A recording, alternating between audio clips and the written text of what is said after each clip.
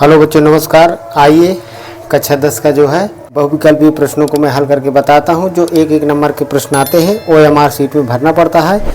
ये सारे प्रश्न संजीवनी बूटी का काम करेंगे, ठीक है ना। सारे प्रश्न जितने मैं बता रहा हूं सब प्रश्न, ये सब वीडियो देख लीजिएगा जो है, तो जो है एक एक नंबर के प्रश्न आपके कोई नहीं छूटेंगे। और बहुत सारे वीडियो में कक्षा 10 के मेरे BS एजुकेटर चैनल में अपलोड हैं, तो सारे वीडियो 2 दिन में आप देख लीजिए टाइम लगा के, ठीक है ना। तो सारे वीडियो यदि देख लेंगे तो आपके जो है 60 नंबर कम से कम आ जाएंगे। तो आइए पहला प्रश्न देखते हैं। जिसे मान लीजिए पहला प्रश्न है, बहुपद 3x² + 5x + 2 इक्वल नहीं है +2 के शून्यकों का योगफल होगा। तो ये हमारा बहुपद लिखा हुआ है, तो इस बहुपद की तुलना कर देंगे ax² + bx + c बराबर +c से तुलना कर देंगे, ठीक है ना। बहुपद है, समीकरण नहीं है, तो बराबर 0 नहीं। तो हमारा a हो गया 3, b हो गया 5 और c हो गया 2। तो शून्यकों का योगफल कितना होता है? अल्फा प्लस बीटा बराबर कितना हो? -b/a। तो माइनस b का मान कितना है? 5, तो -5, a का मान कितना है? 3, तो -5/3। तो इसका कौन सा विकल्प सही है? b वाला विकल्प पहले प्रश्न का सही है, ठीक है ना। तो ये पहले प्रश्न का हल हो गया। इसी प्रकार से जिसे दूसरा प्रश्न, समीकरणों 2x - ay बराबर 1 लिखा हुआ है यहाँ पे। तो 2x - ay बराबर 1 लिखा, तो बराबर को इधर बाएं साइड ले आते हैं, तो -1 बराबर 0। दूसरा समीकरण हमारा लिखा हुआ है 3x - 5y - 7 बराबर 0। बराबर 7 लिखा है, तो 7 को इधर ले आएंगे बाएं तरफ, तो -7 हो जाएगा। तो ये पहला रैखिक समीकरण, ये दूसरा रैखिक समीकरण का कोई भी हल नहीं होगा यदि a का मान होगा, ठीक है ना। कोई हल ना होगा तो इन दोनों समीकरणों की तुलना करेंगे किससे? a1x + b1y + c1 बराबर 0, दूसरे की a2x + b2y + c2 बराबर 0 से तुलना करेंगे। तो जब दो रैखिक समीकरणों का कोई भी हल ना हो तो कंडीशन हमारी क्या होती है? a1/a2 equal b1/b2 does not equal c1/c2।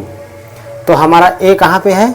y का गुणांक है a, तो ये a b1 होगा। तो हमें इतने की ही ज़रूरत पड़ेगी, ये कंडीशन की। इसकी ज़रूरत ही नहीं पड़ेगी क्योंकि डज नॉट इक्वल होता है यदि कोई हल नहीं होता है।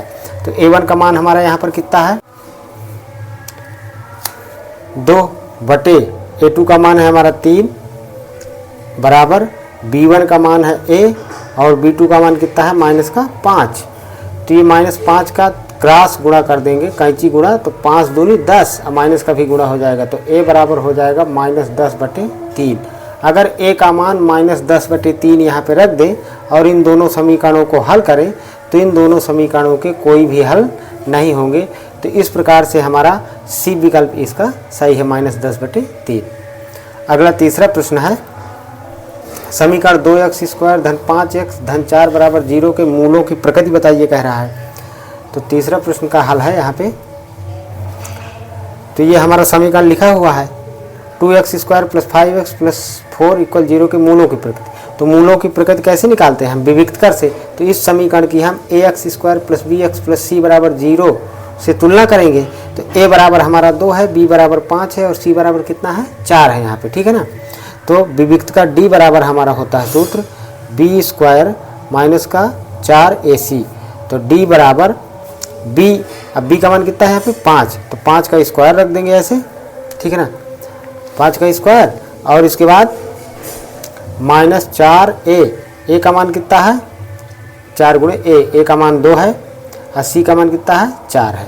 तो ये 5 × 25 हो जाएगा, -4 × 16, 16 दूनी 32। अब 25 में से 32 घटाएंगे तो -7 बचेगा। तो हमारे विविक्तकर का मान कितना आया? -7। अब चूंकि विविक्तकर का मान -7 आ रहा है, यदि विविक्तकर का मान ऋणात्मक आ जाता है, निगेटिव, तब उस समीकरण के मूल काल्पनिक होते हैं। क्या होते हैं? काल्पनिक, अर्थात वास्तविक नहीं होते हैं।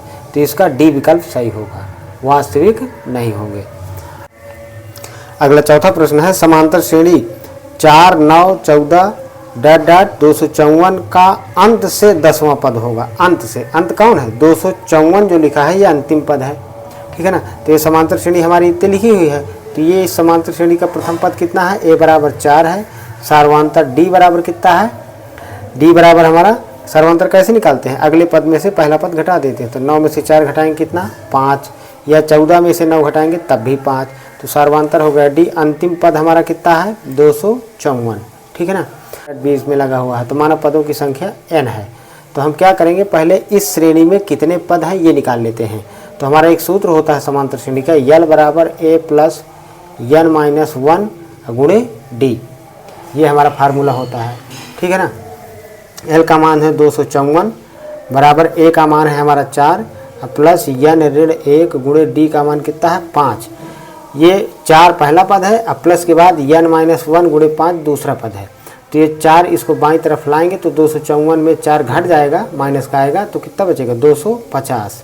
अब ये 5 गुणे में है n ऋण 1 के, तो गुणे में है तो इधर बाएं तरफ लाएंगे तो कहीं में चला जाएगा, भाग में चला जाएगा, बटे में, तो इधर बचेगा n माइनस 1। अब हम 5 से भाग दे देंगे यहाँ पर, तो 5 से भाग देंगे तो 5 × 25, अब भाग दिया लद्धिम सिफर तो ये 50 आ जाएगा। तो हमारा n माइनस 1 बराबर कितना हो गया 50 माइनस 1 इधर दाहिने साइड ले जाएंगे तो n बराबर हो जाएगा, ये प्लस का हो जाएगा तो 50 1 51, अर्थात ये जो हमारी समांतर श्रेणी लिखी हुई है ना कुल 51 पद है। अंत से 10वां पद पूछ रहा है, ठीक है ना। तो अंत से 10, अब देखिए 51 पद हैं। अब बात समझिएगा, यहाँ पे यहाँ 4 से शुरू होती है श्रेणी, 254 में ख़त्म होती है। ये बीच में कितने पद हैं 49 पद और हैं, ये 50 ये 51, तो कुल 51 पद है इस श्रेणी में।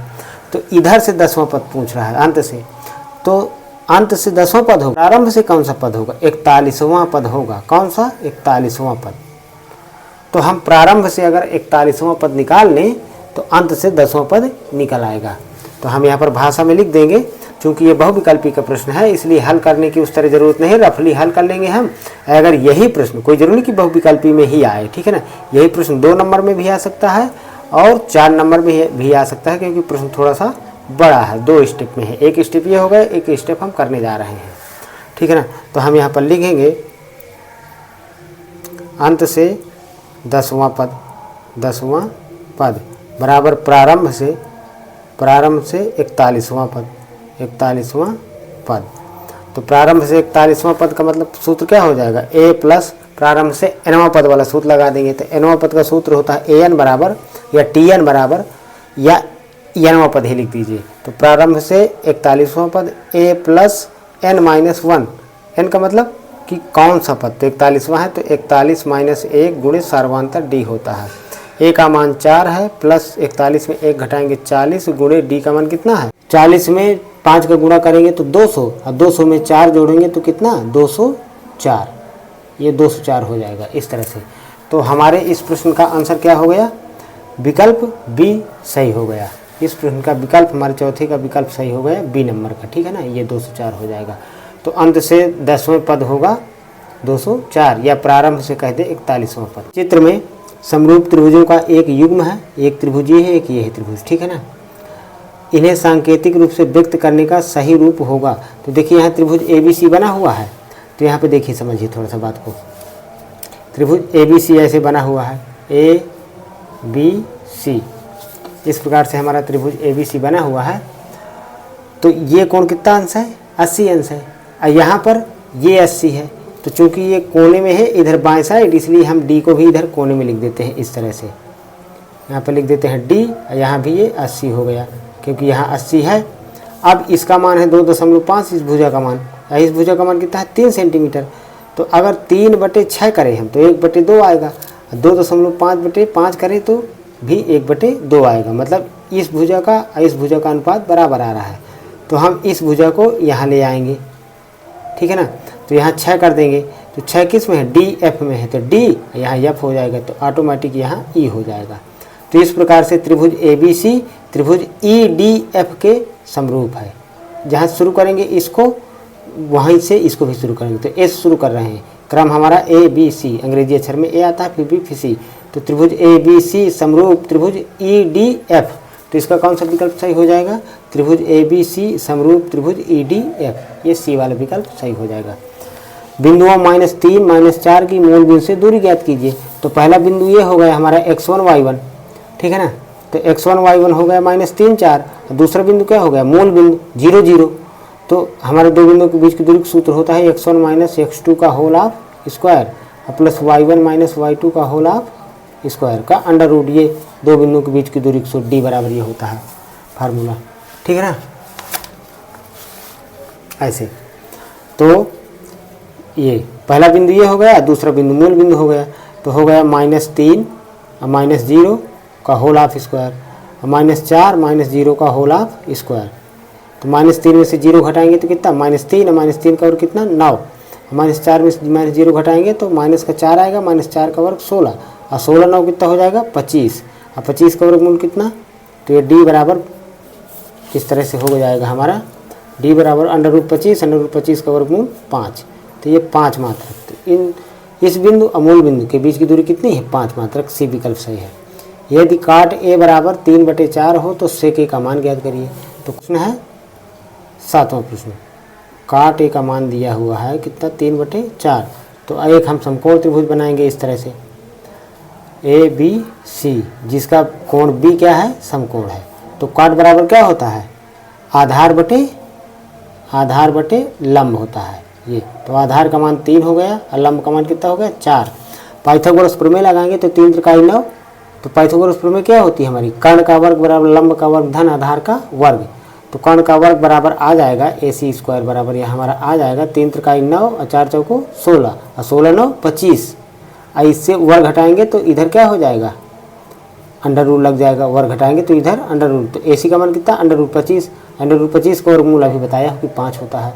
तो इस प्रकार से AC का मान कितना आएगा 5।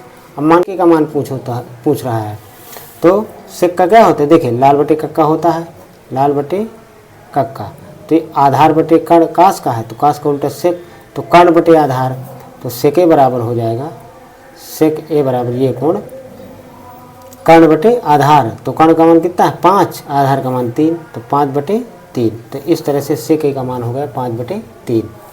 डी विकल्प इसका सही है 7वें का, ठीक है।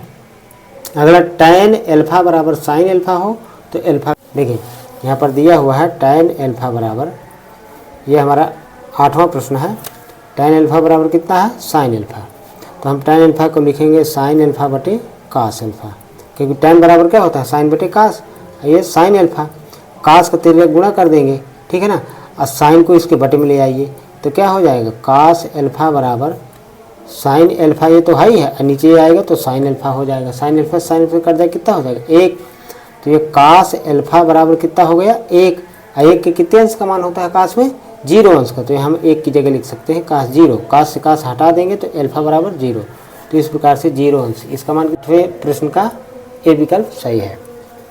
9वां है, एक छड़ की लंबाई का उसकी छाया से अनुपात 1/√3 है, सूर्य का उन्नयन कोण होगा 30 अंश हो जाएगा। कैसे, एक छड़ है और छड़ की मान लीजिए छाया बन रही है, ठीक है ना, तो इसको हम यहाँ से मिला देंगे सीधे, तो यहाँ छड़, ये छड़ और छाया के बीच 90 अंश का कोण बनेगा। हम मान लेते हैं ABC, तो एक समकोण त्रिभुज बन गया। तो पहले क्या दिया हुआ है छड़ की लंबाई, और फिर क्या दिया है छाया, तो छड़ की लंबाई जो पहले दिया है वो अंक उसका माना जाएगा, तो लंबाई 1 है और छड़ की छाया √3, मतलब ये अनुपात दिया है उसका, तो यहाँ पर 1 लिख देंगे, यहाँ पे √3 लिख देंगे।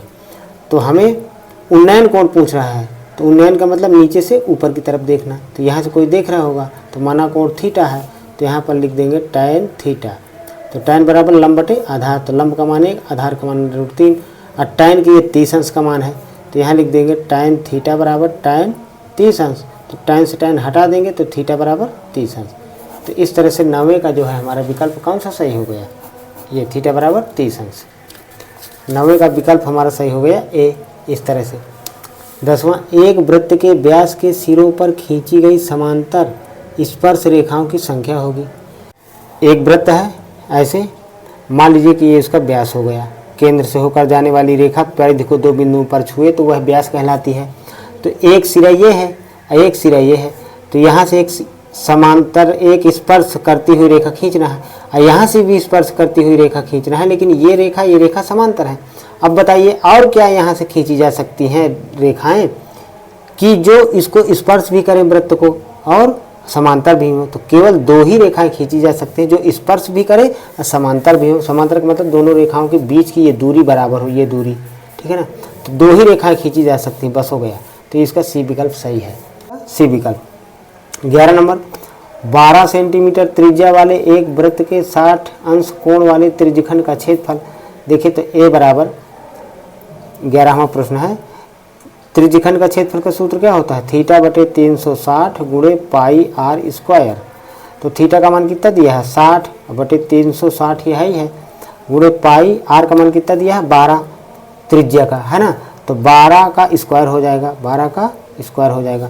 60 से 360 काटेंगे तो 60 के 60, 60 छक्का 360 ये हो जाएगा।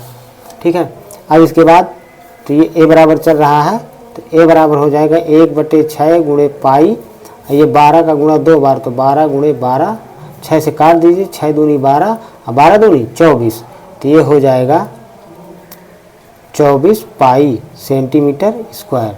तो इस प्रकार से त्रिज्यखंड का क्षेत्रफल कितना हो जाएगा 24 पाई सेंटीमीटर स्क्वायर। त्रिज्यखंड का मतलब जैसे ये वृत्त है, ये त्रिज्या 12 है, ये त्रिज्या 12 है, यहाँ कोण कितना बढ़ रहा है 60 अंश, तो ये क्षेत्रफल हमारा पूछ रहा था ये पूरा, तो उसका क्षेत्रफल 24 पाई सेंटीमीटर स्क्वायर हो जाएगा। अगला हमारा जो है 12वां प्रश्न है, यदि एक गोले का व्यास d है तो उसका आयतन होगा। तो व्यास d है तो त्रिज्या कितनी हो जाएगी d/2, त्रिज्या व्यास की आधी होती है। ठीक है ना, तो ये 12वें प्रश्न में है, त्रिज्या r बराबर d/2, त्रिज्या r बराबर d/2। तो गोले का क्या पूछ रहा है आयतन, तो गोले का आयतन v बराबर सूत्र होता है 4/3 पाई r क्यूब, तो ये हो जाएगा 4/3 पाई r का मान कितना है d/2, तो d/2 का होल ऑफ क्यूब ये हो जाएगा, तो ये हो जाएगा 4/3 पाई और d के घाते 3 का मतलब d का 3 बार गुणा और 2 का भी 3 बार गुणा, तो 2 दूनी 4 दूनी 8, 4 दूनी 8, इसको काट दीजिए और 3 दूनी इसका गुणा हो जाएगा नीचे 6, तो ये हो जाएगा पाई/6 d के घाते 3 सेंटीमीटर क्यूब। तो इस प्रकार से हमारे गोले का आयतन हो गया 6 d की घाते 3, ये आंसर हो गया। अगला प्रश्न है हमारा, r त्रिज्या के एक ठोस अर्धगोले का कुल पृष्ठीय क्षेत्रफल। देखिए अर्धगोले का कुल पृष्ठीय क्षेत्रफल का सूत्र ही होता है 3 पाई स्क्वायर, यदि त्रिज्या r है तो इसका सी विकल्प सही हो जाएगा। निम्नलिखित बारंबारता सारणी का माध्यिका वर्ग होगा। तो देखना माध्यिका वर्ग का मतलब है माध्यक। तो ये हमारा अगला 14वां प्रश्न है। देखिए हम वर्ग अंतराल 0 से 5, 20 से 25 तक दिया है, तो ऐसे लिख 0 से 5, 5 से 10, 10 से 15, 15 से 20 और 20 से 25, ये हो गया हमारा वर्ग अंतराल। इसके बाद बारंबारता क्या दी हुई है 4, 6, 5, 8 और 2, ये वर्ग अंतराल हो गया। ठीक है, अब इसके बाद चूंकि ये हमारा वर्गीकृत आंकड़ा है इसलिए संचयी बारंबारता निकालेंगे CF कम्युनिटी फ्रीक्वेंसी। तो देखिए पहले हम बारंबारताओं का योग निकाल लेते हैं। बारंबारताओं के योग को n से व्यक्त करते हैं तो इनका योग फल हमारा कितना आ जाएगा 25, जोड़ लीजिए 4, 6, 10, 5, 15, 15, 8, 23, 23, 2, 25। इसका संचयी बारंबारता निकाल लीजिए तो ये 4 हो जाएगा और 4 में से जो है 6 जोड़ दीजिए तो 6, 4, 10, 10, 5, 15 और 15, 8, 23, 23, 2, 25। अब देखिए हमें जब भी माध्यिका निकालना हो तो पहले हम n/2 निकालते हैं। अच्छा ये बारंबारताओं का जो योग है ना, तो चाहे n से व्यक्त करिए चाहे सिग्मा f से व्यक्त करिए। ठीक है ना, तो n हम लिखते हैं तो n/2 बराबर 25/2, 2 से भाग देंगे तो कितना हो जाएगा 12.5। अब ये 12.5 हमें देखना है संचयी बारंबारता में, तो ये 15 में होगा 12.5, 15 में इधर तो होगा नहीं 10 तक 12.5, तो ये यहाँ पर होगा। तो इस प्रकार से जहाँ ये n/2 मिल जाए उसी के सामने का पूरा जो पार्ट होता है वो हमारा क्या होता है माध्यिका वर्ग। तो माध्यिका वर्ग हो गया 10 से 15, ये इसी के सामने ही तो है 15 के। ठीक है ना, 10 से 15, तो इसका 14वें प्रश्न का सी विकल्प हमारा सही हो जाएगा। अगला 15वां प्रश्न है, किसी बारंबारता सारणी के माध्य तथा माध्यिका क्रमशः 27 और 29 हैं तो इसका बहुलक होगा। तो देखिए हम जानते हैं बहुलक बराबर सूत्र होता है बहुलक बराबर 3 गुणे माध्यिका माध्यिका ऋण 2 गुणे माध्य, ये हमारा फार्मूला होता है। तो बहुलक पूछ रहा है तो 3 गुणे माध्यिका, माध्यिका का मान कितना है हमारा, माध्यिका का मान है 29, तो 3 गुणे 29 माइनस 2 गुणे माध्य का मतलब कितना है 27। तो 29 तिरका कितना हो जाएगा, 29 तिरका 87 है ना, 29 में 3 का गुणा करेंगे तो 29 तिरका 87 और 27 दूनी 54, 87 में से 54 घटा दीजिए तो कितना हो जाएगा 33। तो इस प्रकार से इस आंकड़े का बहुलक हमारा हो जाएगा 33। यह उत्तर विकल्प इसका सी सही है, ठीक है ना, सी विकल्प। इसके बाद अगला 16वां प्रश्न है, निम्नलिखित सारणी का माध्य होगा। माध्य का मतलब समांतर माध्य निकालना है। तो देखिए माध्य कैसे निकालते हैं, इसका वर्ग अंतराल हमारा दिया हुआ है, वर्ग अंतराल, और क्या दिया हुआ है, बारंबारता f दिया हुआ है। तो जब वर्ग अंतराल दिया हो, बारंबारता दिया हो, तो पहले हम पद भी निकाल लेते हैं। पद का मतलब x का मान। तो वर्ग अंतराल हमारा है 0 से 10, 0 से 10, 10 से 20, 20 से 30, 30 से 40, ये दिया हुआ है। 10 से 20, 20 से 30 और 30 से 40। तो पद कैसे निकालते हैं, इन दोनों लोअर और अपर सीमा को जोड़ करके 2 का भाग देते हैं। 0 में 10 जोड़ेंगे 10, 2 से भाग देंगे आएगा 5, 10 में से 20 जोड़ेंगे 30, 2 से भाग देंगे 15।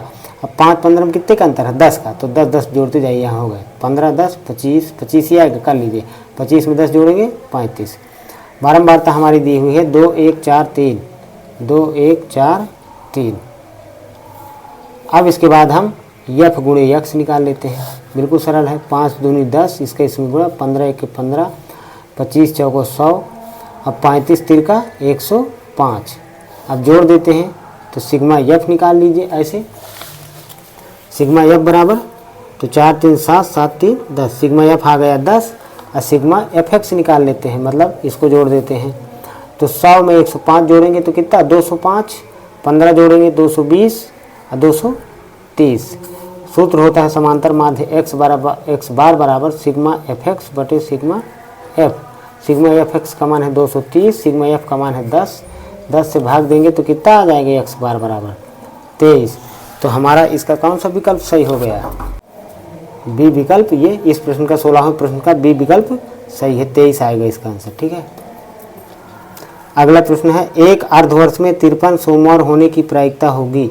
तो एक वर्ष अर्धवर्ष में जो है 2/7 सोमवार होते हैं ये, ठीक है ना, तो इसका ये सी विकल्प सही है। अगला, 2 मित्रों का जन्म 2020 में हुआ था, प्रायिकता ज्ञात कीजिए कि दोनों का जन्मदिन एक ही हो। तो देखिए चूंकि दोनों मित्रों का जन्म 2020 में हुआ है और 2020 क्या है, लीप वर्ष। लीप वर्ष क्या होता है, अगर 4 से जिस सन का भाग चला जाए तो वह लीप वर्ष होता है, और लीप वर्ष 366 दिन का होता है। तो वो कह रहा है, सवाल कह रहा है कि दोनों का जन्मदिन एक ही हो। तो घटना क्या है, एक, और प्रदर्श समष्टि कितना है 366। तो इसका 18वें का विकल्प बी सही है, 1/366, एक ही दिन जन्म हो। लीप वर्ष है, चूँकि 2020 लीप वर्ष है, 4 से भाग चला जाएगा, इसमें पूरा शेष नहीं बचेगा, इसलिए 2020 कितने 366 दिन का होगा। तो 1/366, 18वें का बी विकल्प सही है। 19वां, 2 बिंदुओं इतने और इतने के बीच की दूरी।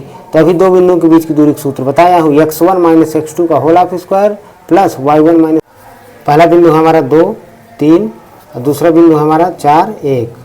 ये x1 है, x1 y1 x2 y2, ये हमारा 19वां प्रश्न है, ठीक है। तो x1 - x2 का होल ऑफ स्क्वायर अर्थात 2 - 4 का whole of square plus y1 - y2 का होल ऑफ स्क्वायर 3 - 1 का होल ऑफ स्क्वायर का अंडर रूट, 2 बिंदुओं के बीच की दूरी का सूत्र। 2 में से 4 घटाएंगे -2, -2 का वर्ग 4 होगा, प्लस 3 में से 1 घटाएंगे 2, 2 का वर्ग 4 होगा, 4 4 8 8, तो 8 ये 8 हो जाएगा। 8 को हम क्या लिख सकते हैं, 4 गुणे 2, 4 का वर्गमूल कितना 2, और 2 का नहीं निकलेगा तो 2 अंडर रूट 2 मात्रक ये। तो ये हमारा 19वें प्रश्न का जो है सी विकल्प सही है। निम्नलिखित में अपरिमेय संख्या होगी, अंडर रूट 25 का वर्गमूल 5 होगा तो ये अपरिमेय होगी नहीं, इसका वर्गमूल 9 होगा तो ये भी नहीं होगी, इसमें अंडर रूट लगा ही नहीं है तो ये भी अपरिमेय नहीं है। ये हमारी डी विकल्प, ये अपरिमेय संख्या ये है तो ये विकल्प सही होगी, क्योंकि अंडर रूट 2 का वर्गमूल पूरा पूरा नहीं निकलेगा, दशमलव में निकलेगा, ठीक है ना, इसलिए ये हमारी अपरिमेय संख्या